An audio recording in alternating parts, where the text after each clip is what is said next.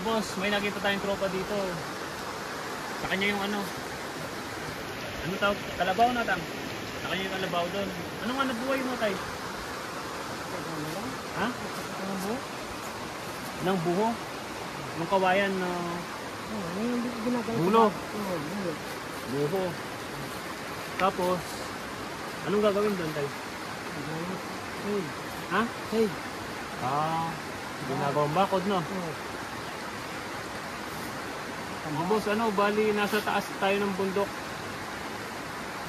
Kay tatay yun, bali yung trabaho niya, nag-harvest ng mga buho. Yun yung ginagawa nilang pambakod.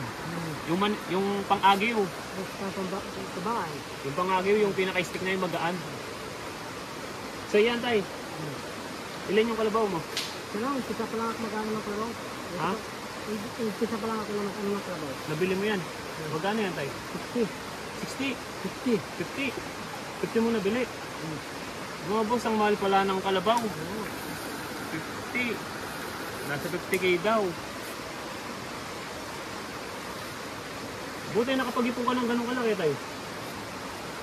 Siyempre, sa maabang panahon. Dahil pangarap mo yan. Siyempre, pag wala ka nyo, hindi mo mabuhat yung ibig ng kalabaw. Ayun mga boss, kaya pala pinilit at ipundar ni tatay yan. Matagal daw niyang pinag-ipunan.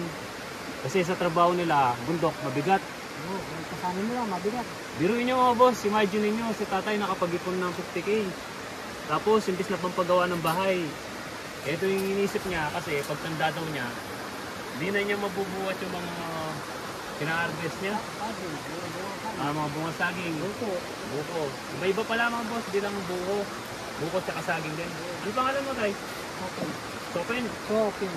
Ha? Topin. Ilan taong ka na, tay? 56. 56 na rin pala si tatay. Oo, malapit na siyang mag-senior, kaya kailangan niya yun. Buti, bago siya tumanda mga boss, napundar niya yun. Lalaki ba yan tayo, babae?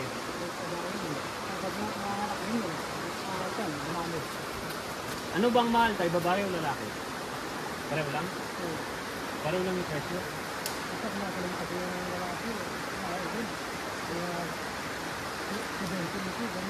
Nasa ilang buwan na sa'yo yan?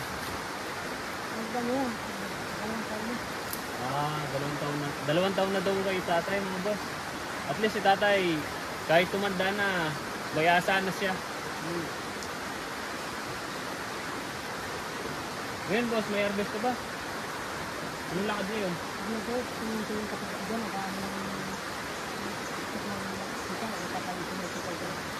Sitaw. Tapos, harvestin nyo yun. Babiyahin mo. Tagapatag ka rin tayo. Bababa ka ba ng patag?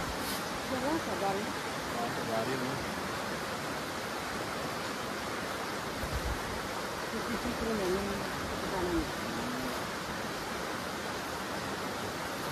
Yun mga boss, na-interview lang natin si tatay, yung pamumuhay nila dito sa bundok.